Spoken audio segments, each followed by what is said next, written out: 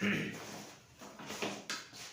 Friends, welcome to invention classes. आप सभी का हार्दिक अभिनंदन। मैं दीपक शर्मा आप सभी को संघ का अध्ययन करा रहा हूं। अब तक हमने पूर्व वाली क्लास के अंतर्गत प्रश्नावली व अनुसूचियों को प्रश्नावली व अनुसूची के माध्यम से तथ्यों को समंकों को एकत्र करने की जो विधियों के बारे में अध्ययन किया था या इनकी पारिभाषिक शब्दावली के बारे में अध्ययन किया था कि प्रश्नावली होती क्या है, अनुसूची क्या होती है।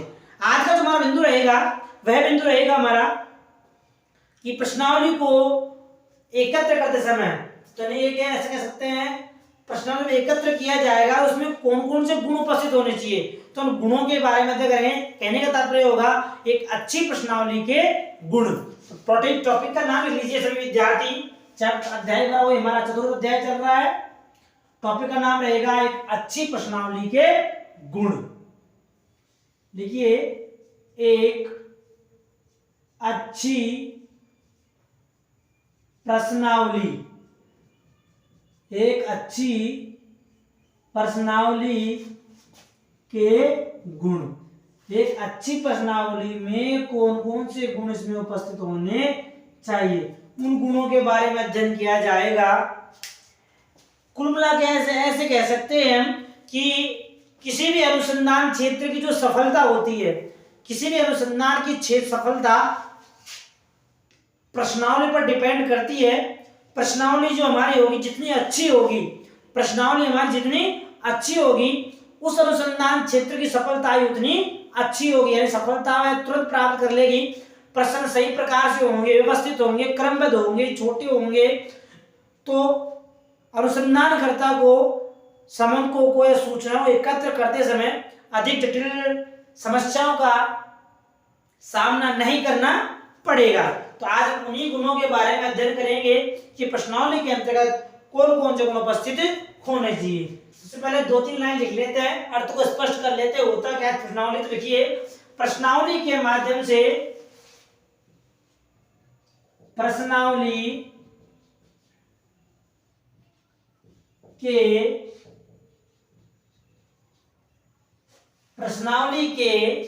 माध्यम से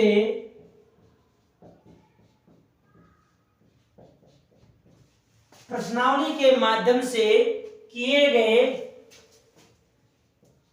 सांख्यिकी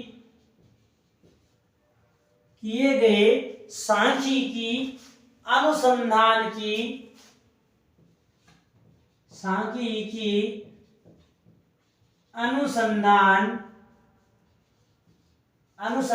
की जो हमारा अनुसंधान होता है, तो अनुसंधान की सफलता, सक्सेस कहां तक है, किस बिंदु तक उसने सफलताएं अर्जित की है। तो प्रश्नावली के माध्यम से किए गए सांख्यिकीय अनुसंधान की सफलता प्रश्नावली में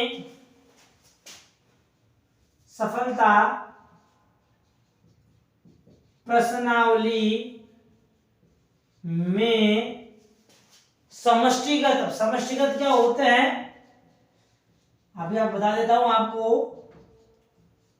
प्रश्नावली में समष्टिगत गुणों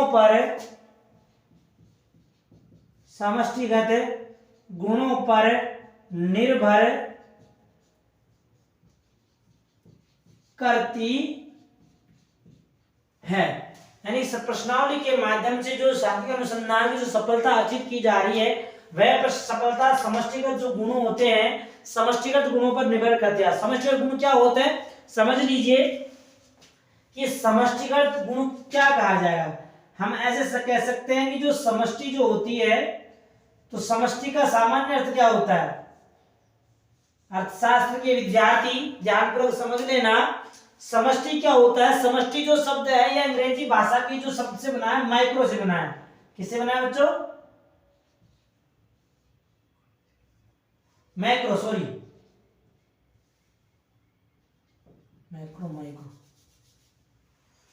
से बना है, जिसका जो सामान्य जो इसका अर्थ लगाया जाता है, इसका अर्थ क्या होता है बच्चों, इसका होता है दीर्घ। इसका अर्थ क्या होता है, दीर्घ अर्थात बड़ा। तो समष्टिगत जो तथ्य होते हैं, समष्टि तथ्य के अंतर्गत जो बड़े क्षेत्रों का बड़े क्षेत्रों का इसमें अध्ययन किया जाता है समष्टिगत में।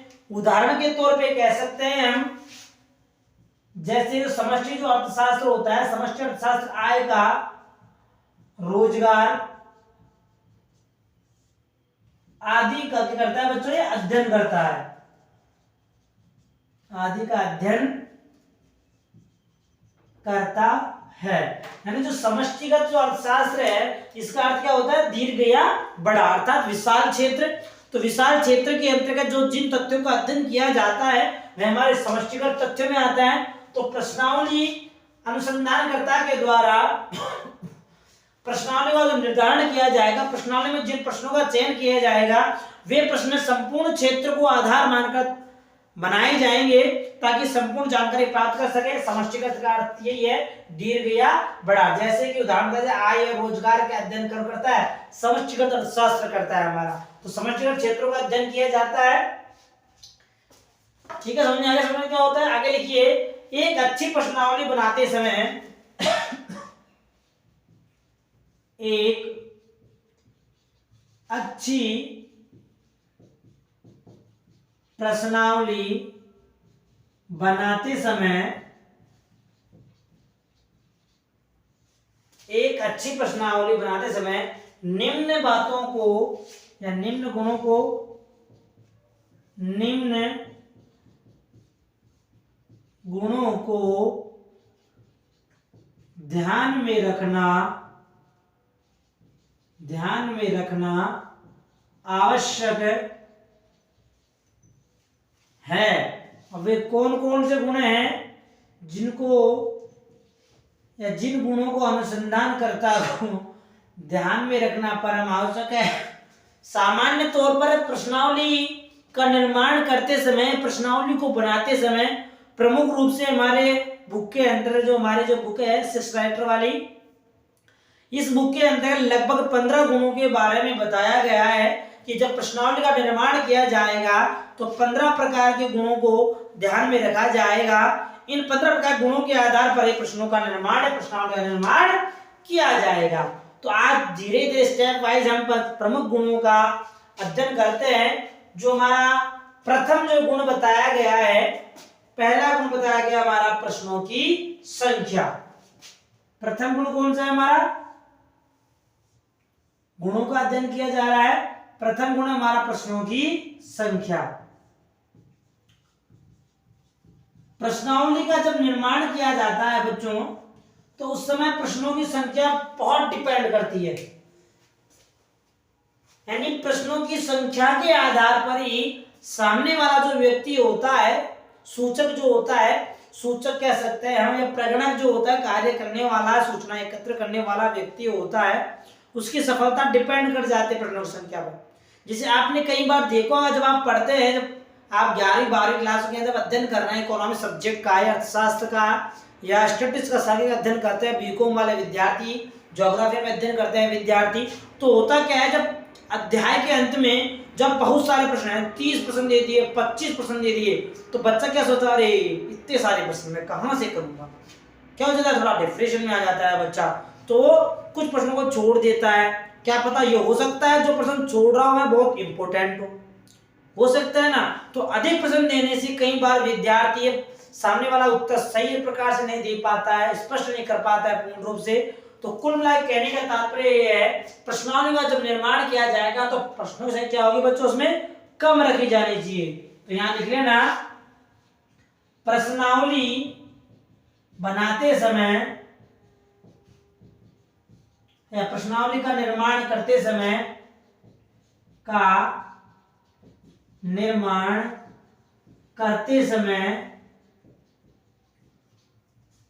प्रश्नों की संख्या, किसकी संख्या बच्चों, प्रश्नों की, तो प्रश्नों की संख्या कम रखनी चाहिए। अब कम से तात्पर्य ये नहीं इतने भी कम कर दे कि हमारा जो बिंदु है वो बिंदु पूर्ण नहीं हो पाए। कम से तात्पर्य यह है कम से कम इतने प्रश्न रखे जाए जिससे हमारे अनुसंधान क्षेत्र की सभी सूचनाएं हमें प्राप्त भी हो सके और कोई सूचना छूटे भी नहीं। तो कहने का मतलब यही है। तो प्रश्नावली का जब निर्माण किया जाएगा तो निर्माण प्रश्न संख्या कैसे होनी चाहिए, कम रखनी चाहिए। कम से तात्पर्य ये नहीं कि सूचना पूर्ण रूप से प्राप्त नहीं हो, कम, बस जितना कम से कम में प्रश्नों के माध्यम से सूचना एकत्र कर सकते हैं उस प्रकार का प्रयास करना चाहिए। गुण नंबर दूसरा लिखिए, सरल व स्पष्ट। जरूर क्या बताया गया बच्चों, सरल एवं स्पष्ट होना। सरल एवं स्पष्ट। अब सरल व स्पष्ट के लिए क्या बताया गया कि प्रश्नों का जब निर्माण किया जाएगा, प्रश्न बनाए जाएंगे तो प्रश्न क्या होना चाहिए बच्चों, बिल्कुल सरल होना चाहिए। या सरल से तात्पर्य यहाँ पे प्रश्नों का निर्माण जो किया जाएगा वह बिल्कुल इजी वे लैंग्वेज के अंतर्गत किया जाएगा, यानी जटिल शब्दों का प्रयोग नहीं किया जाए, द्विभाषीय शब्दों का प्रयोग नहीं किया जाए। यदि प्रश्नों के अंतर्गत जटिल शब्दों का, द्विभाषीय शब्दों का, मुहावरों का, लोकोक्ति का, इनका प्रयोग करके प्रश्नों का निर्माण किया जा रहा है तो बच्चा या जो सूचक होगा अर्थात जो सूचना देने वाला व्यक्ति होगा वही सही प्रकार से सूचना आपको उपलब्ध नहीं करा पाएगा। इसलिए अनुसंधानकर्ता का, प्रेरणक का यह दायित्व बनता है कि प्रश्नों का जो निर्माण किया जाए वह सरल व स्पष्ट किया जाना चाहिए। तो लिख लेना इसके अंतर्गत कुछ 2-3 लाइन लिखा देता हूं आपको।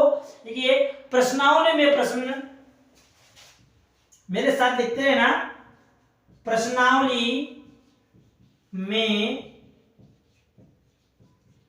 प्रश्न, प्रश्नावली में प्रश्न सरल कोमा स्पष्ट, यानी सरल होने चाहिए, स्पष्ट होने चाहिए, व द्विभाषीय। प्रश्नावली प्रश्न सरल तो नहीं हो, जटिल होना चाहिए। आप सरल ऐसे कर दो। प्रश्नावली में प्रश्न जटिल,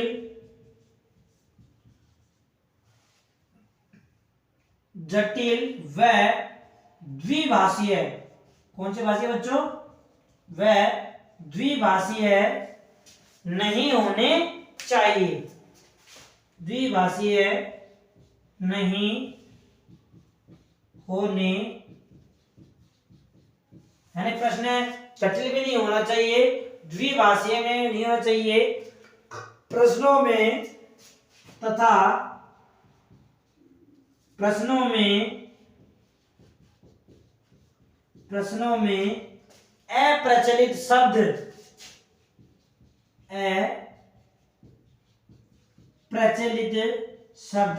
अप्रचलित शब्द से तात्पर्य क्या हो गया, यानी प्रश्नावली में ऐसे शब्द भी नहीं प्रयोग में लेने चाहिए जो अप्रचलित हो, अर्थात विद्यार्थी उस शब्दों का प्रयोग नहीं किया हो आज तक कभी भी उसने, चाहे शब्द जिसका अर्थ भी नहीं निकल रहा हो, ऐसे शब्दों का प्रयोग नहीं करना चाहिए।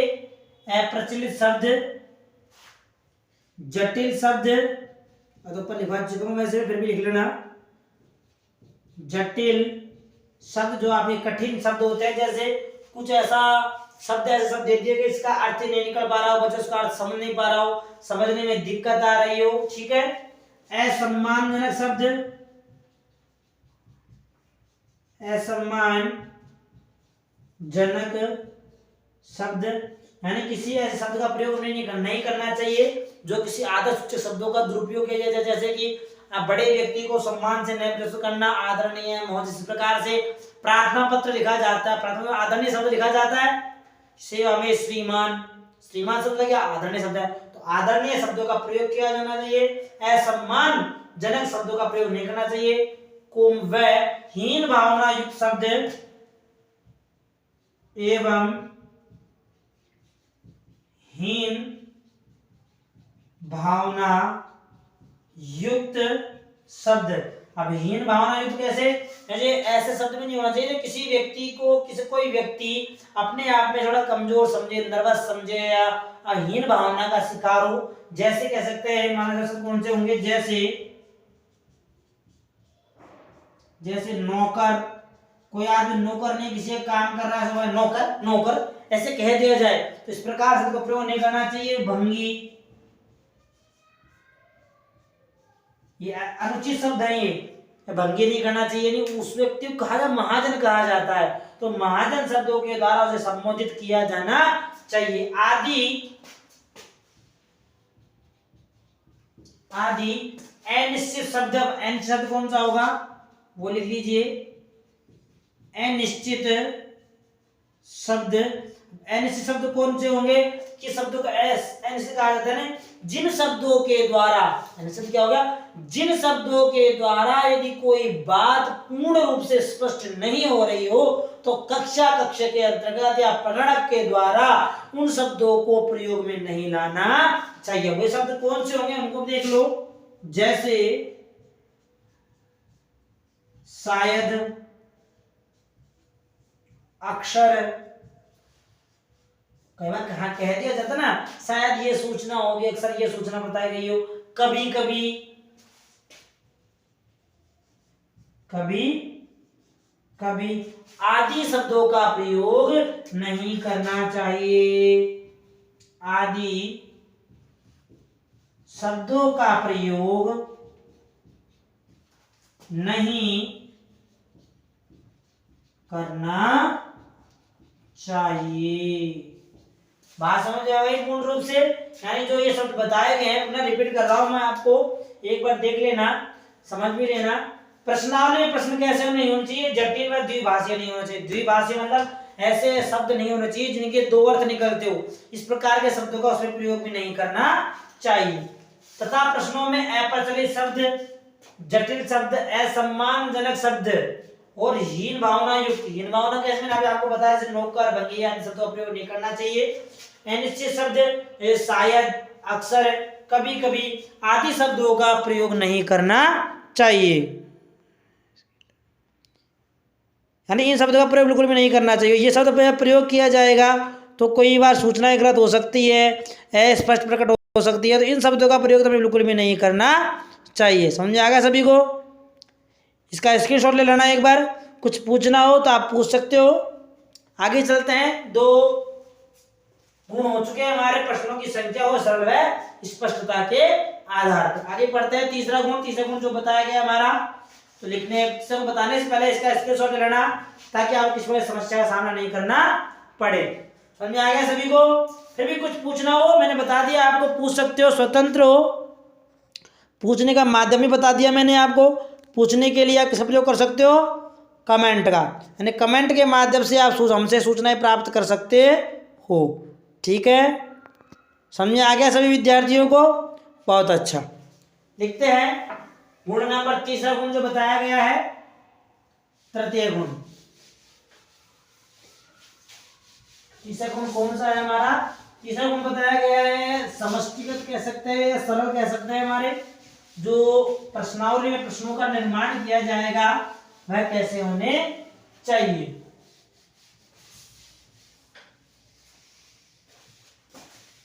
गुण नंबर 3, तृतीय गुण डाल लीजिए, संक्षिप्तता। कैसे होना चाहिए प्रश्न हमारे, प्रश्नावली कैसे होनी चाहिए, संक्षिप्तता होनी चाहिए प्रश्नावली में, संक्षिप्तता।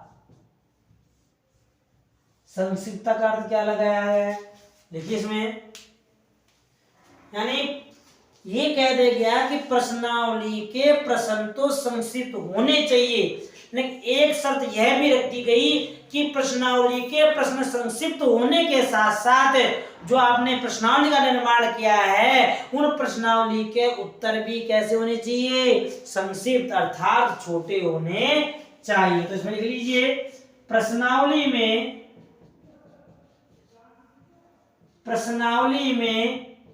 प्रश्नों के छोटे होने के साथ, प्रश्नावली में प्रश्नों के छोटे होने के साथ साथ इन प्रश्नों के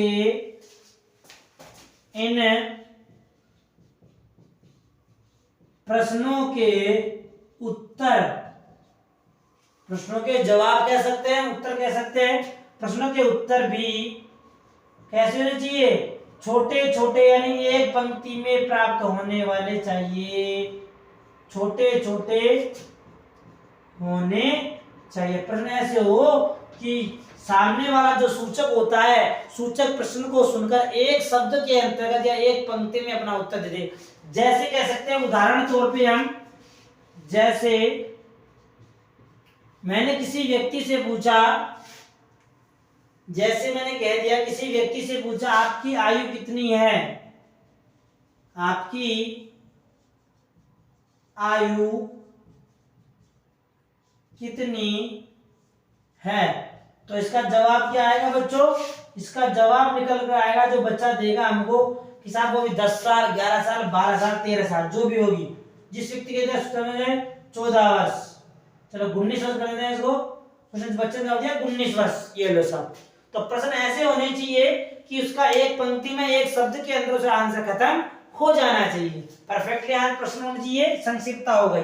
नंबर 4, प्रश्नों की प्रकृति। चौथा जो प्रकार बताया गया अच्छी प्रश्नावली का, वह बताया गया हमारा प्रश्नों की प्रकृति। अब प्रश्नों की प्रकृति किस प्रकार की होनी चाहिए? ऐसे कह सकते हैं हम कि प्रश्नावली के लिए की जो सफलता होती है वह प्रश्नों की प्रकृति पर डिपेंड करती है। प्रश्नों की प्रकृति कैसी है, किस प्रकार से बताई गई है, प्रकृति जिस प्रकार से होगी अनुसंधानकर्ता को सफलता भी उसी प्रकार से उसी रूप में प्राप्त होगी। सामान्य इसके लिए प्रश्नों की प्रकृति के लिए कुछ विद्वान ने अपने तथ्य भी व्यक्त किए हैं, तथ्य भी प्रस्तुत किए हैं, जिनका नाम रहा है रॉबर्ट वेस्ले व एडवर्ड विलेट के अनुसार। देखिए इसमें पहले क्या लिख लीजिए, प्रश्नावली की सफलता, प्रश्नावली की सफलता प्रश्नों की प्रकृति पर निर्भर करती है, प्रश्नों की प्रकृति पर निर्भर करती है।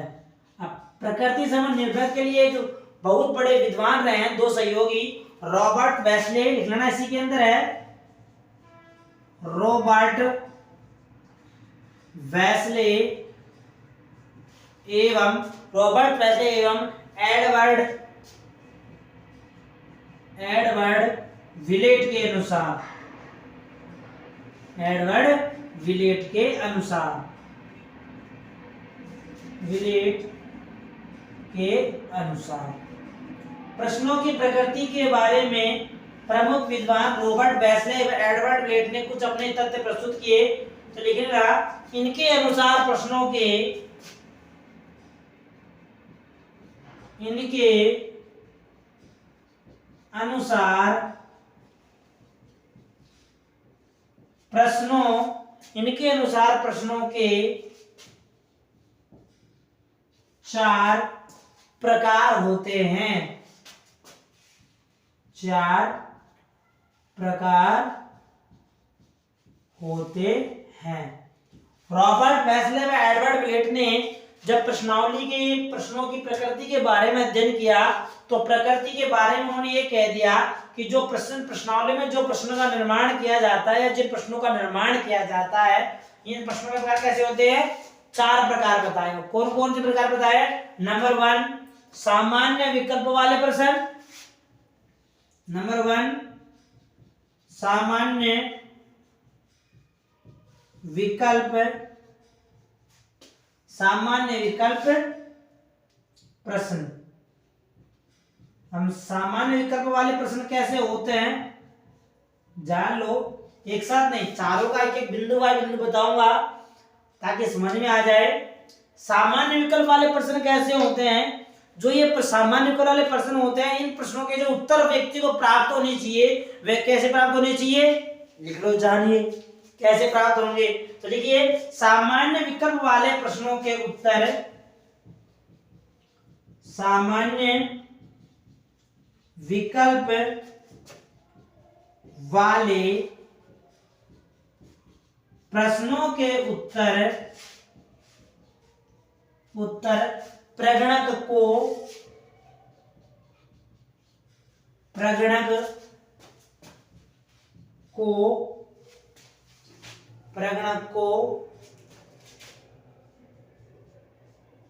हाँ नहीं सत्य असत्य आदि, हाँ नहीं सत्य असत्य आदि में प्राप्त होने चाहिए।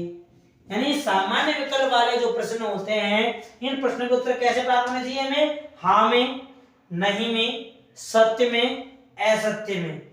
जैसे कि एग्जांपल ले लेते हैं, जैसे मैंने किसी सूचक से पूछा, उदाहरण के लिए कह सकते हैं हम कि जैसे मैंने किसी सूचक से पूछा, क्या आपके पास कार है?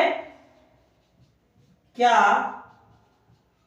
आपके पास कार है? तो इस व्यक्ति द्वारा जो उत्तर दिया जाएगा वह कैसा होगा बच्चों?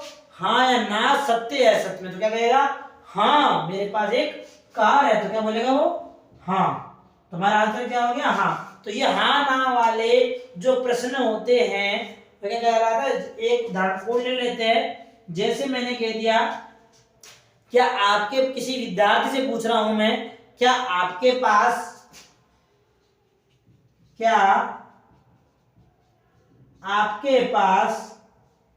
मोबाइल है? क्या पूछा? क्या आपके पास मोबाइल है? तो बच्चा क्या उत्तर देगा इसका?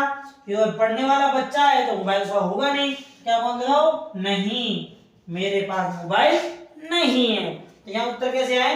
हाँ में और नहीं में। तो जब प्रश्नों के उत्तर हाँ नहीं सत्य असत्य में आए तो इसका मतलब वो प्रश्न कौन प्रकार हो गए? वे प्रश्न हमारे हो गए सामान्य विकल्प वाले प्रश्न। देखो किताबों के अंदर हमारे प्रश्न दिए हुए होते हैं, लेकिन अध्यापक द्वारा बताया नहीं जाता कि सामान्य विकल्प वाले प्रश्न कौन से होने चाहिए, और आगे जो मैं बताऊंगा 3 प्रश्न और वो प्रश्न कैसे होने चाहिए इसके बारे में नहीं बताया जाता। मैं आपको बता देता हूँ कि सामान्य विकल्प वाले प्रश्न कैसे होते हैं, हाँ या नहीं में, सत्य असत्य। इंग्लिश मीडियम वाले विद्यार्थियों के लिए कह सकता हूं मैं ट्रू और फॉल्स के अंतर्गत और यस या नो के अंतर्गत जो ये विकल्प प्रश्न होते हैं कैसे होते हैं बच्चों? सामान्य विकल्प वाले प्रश्न कहलाते हैं। आगे लिखिए, स्क्रीनशॉट लेना इसका। दूसरा प्रकार ऊपर डालते हैं क्योंकि इसमें अंदर पूरा नहीं हो पाएगा आप लोगों के। दूसरा प्रकार आगे चलते हैं। यदि स्क्रीनशॉट विद्यार्थियों ने, चलो बहुत अच्छी बात। प्रकार नंबर तीसरा, थर्ड प्रश्न। प्रकार तीसरा कह सकते हैं प्रश्नों का। तो प्रश्नों का प्रकार थर्ड प्रकार कौन सा है? वही हमारे प्रश्नों के प्रकार चल रहे हैं, ध्यान रखना, गलती मत करना कोई विद्यार्थी। पहला हो गया सामान्य विकल्प वाले प्रश्न। दूसरा लिखिए, दूसरा हमारा कौन सा होगा? दूसरा हमारा है बहुविकल्प वाले प्रश्न।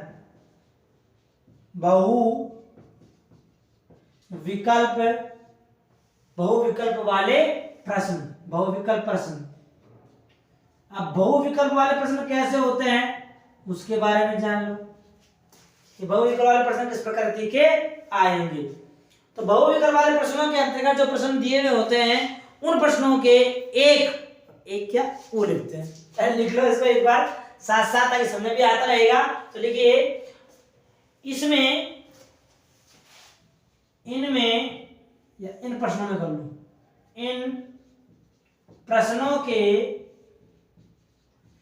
प्रश्नों के उत्तर एक से अधिक होते हैं। अब एक से अधिक होते हैं उसके लिए भी एक बात बताई गई। क्या बताई गई? एक से अधिक होते हैं और उनमें से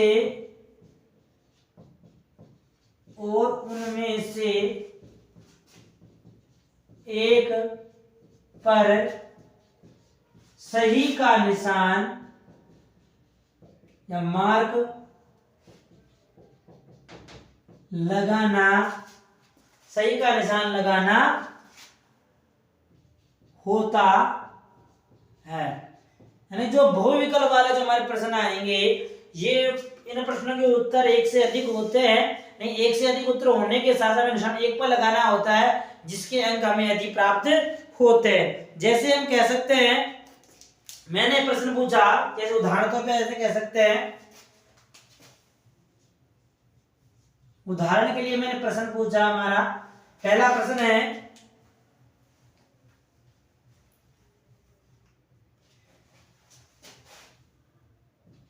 क्या आप शादीशुदा हैं? या हम ऐसे कह सकते हैं कि आपकी वैवाहिक स्थिति क्या है, ऐसे से रहेगा, आपकी वैवाहिक स्थिति, आपकी वैवाहिक स्थिति क्या है, ये प्रश्न हो गया। अब हमें विकल्प दिया जा रहा है विवाहित, व विकल्प दे दिया हमको अविवाहित, स विकल्प दे दिया हमको क्या, पृथक,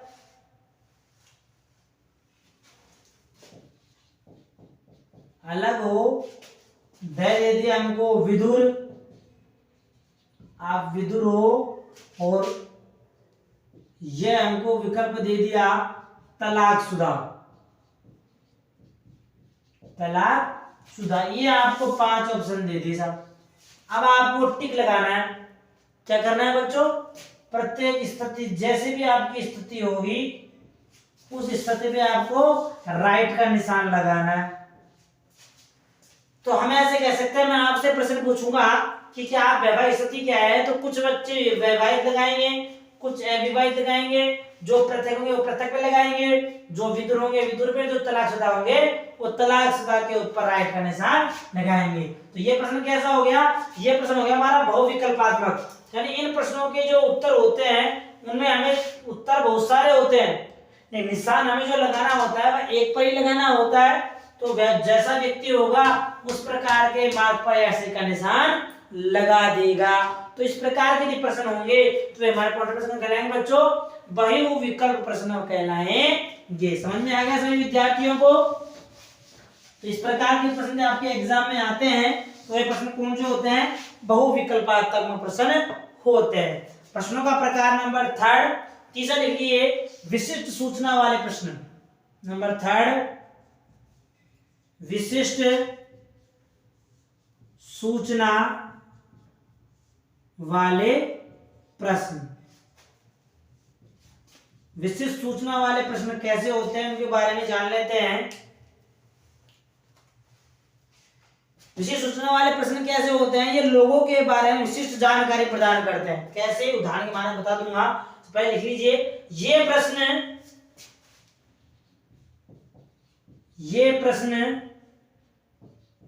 सामने वाले व्यक्ति की विशिष्ट सूचना, ये प्रश्न सामने वाले व्यक्ति की विशिष्ट सूचना प्रदान करवाते हैं। विशिष्ट सूचना कैसे होगी? जैसे उदाहरण समझ लो, जैसे उदाहरण के तौर पे कह दिया, मैंने प्रश्न पूछा आपकी आयु कितनी है, आपकी आयु कितनी है, या फिर ऐसे पूछ दिया आपने पीजी मतलब पोस्ट ग्रेजुएट, यूजी मतलब अंडर ग्रेजुएट कब की है। ये क्या हो गया? प्रश्न।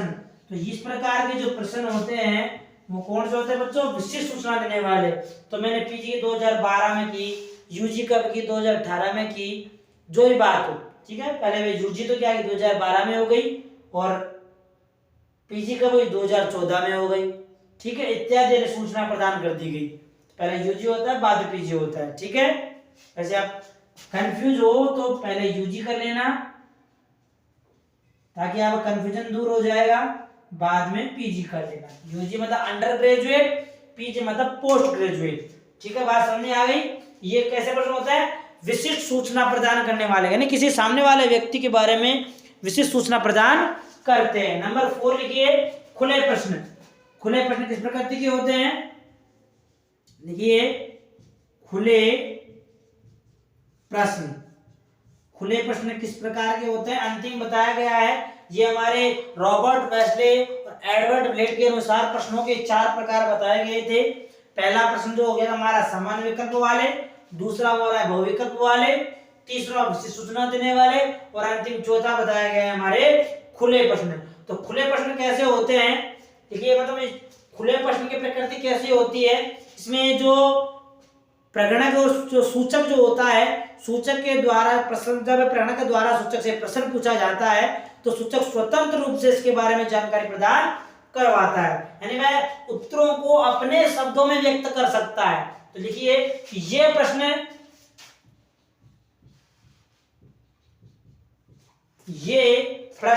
सूचक के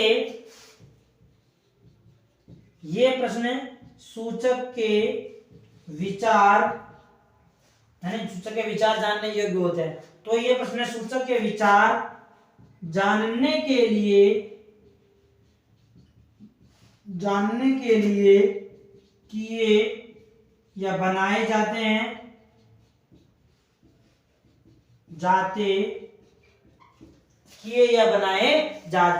इनके उत्तर इन प्रश्नों के उत्तर वह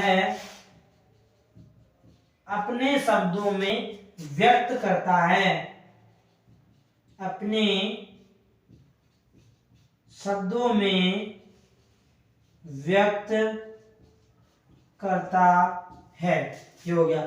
जैसे मैं पूछूं आप किसी व्यक्ति को जानकारी प्राप्त करना चाहूं कि मूल्य वृद्धि को रोकने के लिए सरकार क्या प्रयास कर रही है, जैसे लिखना उदाहरण के लिए जैसे मैंने प्रश्न पूछा किसी विद्यार्थी से, क्या पूछा प्रश्न कि मूल्य वृद्धि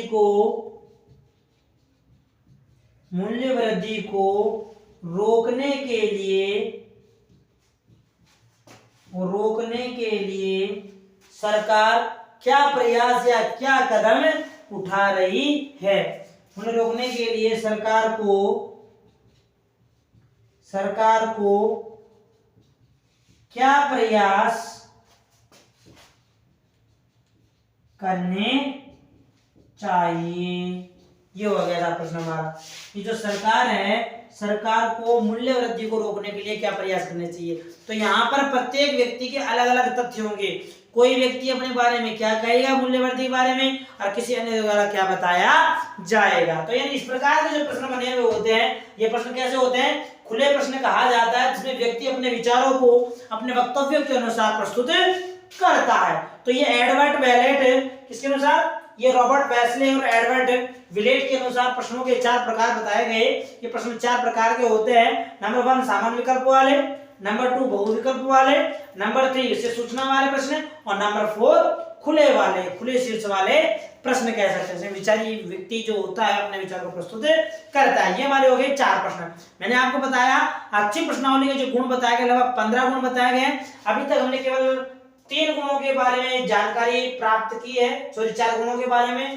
पहला हमारा क्या था, प्रश्न की संख्या कम होना, दूसरा हमारा था प्रश्न सरल होना, तीसरा हमारा संक्षिप्तता, और चौथा हमारा जो गुण बताया गया क्या था बच्चों, प्रश्नों की प्रकृति। तो प्रश्नों की प्रकृति में 4 गुण बताए गए। शेष गुण पढ़ेंगे आगे आने वाली क्लास के अंतर्गत। तब तक के लिए हमारे चैनल को देखते रहिए, लाइक कीजिए, सब्सक्राइब कीजिए, अधिक से अधिक कमेंट भी अवश्य दीजिए। कुछ विद्यार्थी कमेंट भी दे रहे हैं। आयुष, एक भैया है आयुष और अंकित भी हैं, जिन्होंने पूछा हुआ था सर अच्छा पढ़ा रहे हो, हमें सूचनाएं पूर्ण रूप से प्राप्त हो रही है। उन्होंने किसी विद्यार्थी ने पूछा हुआ था, एक विद्यार्थी ने कोर्स पूरा कंप्लीट कराओगे ना। हाँ, कोर्स आपको अवश्य पूरा कंप्लीट करवाया जाएगा। इस बिंदु का, इस किताब में से कोई बिंदु नहीं छोड़ा जाएगा। कंप्लीट सिलेबस ताकि हर प्रकार के विद्यार्थी संपूर्ण सूचनाएं प्राप्त कर ले। तो चैनल को शेयर अवश्य कीजिए, लाइक अवश्य कीजिए और कमेंट भी अवश्य दीजिए, सब्सक्राइब भी अवश्य, बेल आइकन को बटन को अवश्य दबाइएगा। ठीक है, स्क्रीनशॉट लेना इसका, आगे वाले को पढ़ेंगे आगे आने वाली क्लास के अंदर। ओके।